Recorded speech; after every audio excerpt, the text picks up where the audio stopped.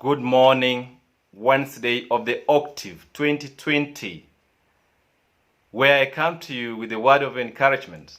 And my area of encouraging you is to take a walk. We are all in self-quarantine, and when we may find some boredom, psychologically taking some walk is a good exercise that makes your body be reactivated. I one day remember where I stay, I had to take a walk in a familiar compound where I had done some walks several days. And on this day when I got up, I started walking around the compound. An idea came to me and I said, today I'm going to walk counting steps I'm going to make around this. When I did that, I started very well until I reached somewhere where I doubted whether it's muddy or not, but I was not very sure. But I said, if I skip it, I will not have all my steps counted.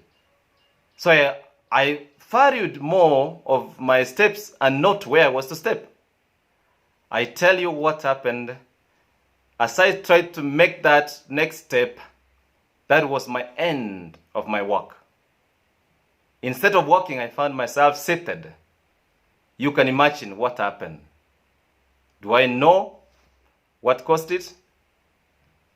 Today, we hear some figures in the scriptures taking a walk. From the Acts of the Apostles, we hear Peter and John taking a walk to the temple. I guess they wanted to go and see how things are in the temple now that Christ has risen. What are people saying? On reaching at the gates of the temple, whom they find a beggar. A beggar who wanted something from them. Peter looked at this man and said, look at us, look at us. We have no gold and silver to give you, but what we have we will give you.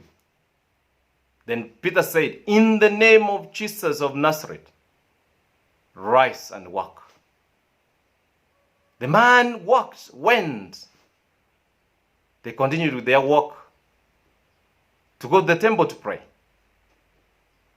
In the scriptures, we hear too from the gospel of, look, what happened?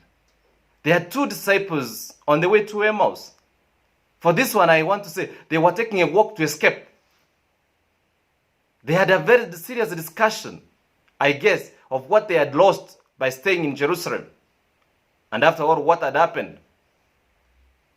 Because they were so much consumed with whatever they were discussing until somebody joined them in their walk, they didn't realize. Until this person posed a question to them. What are you talking about?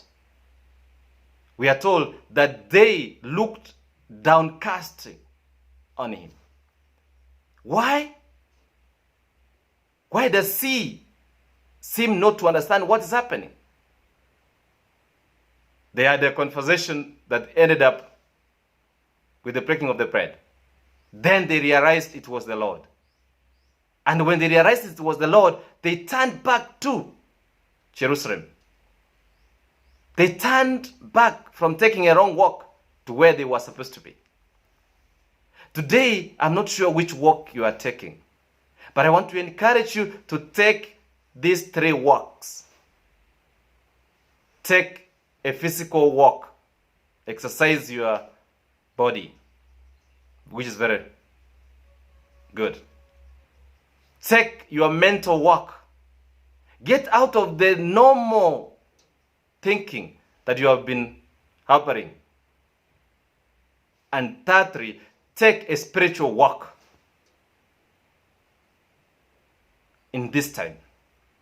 If you do this, I'm going to trust you are going to learn more of a lesson. You are going to make your walk more exciting. You are going to be refreshed more than you will be focused doing the same thing the same way. This walk will give you an eye-opener, spiritually, physically, and mentally. And that's why I want to tell you and encourage you, take a walk today. May God bless you, may God keep you, and may God guard you and your family. My blessing.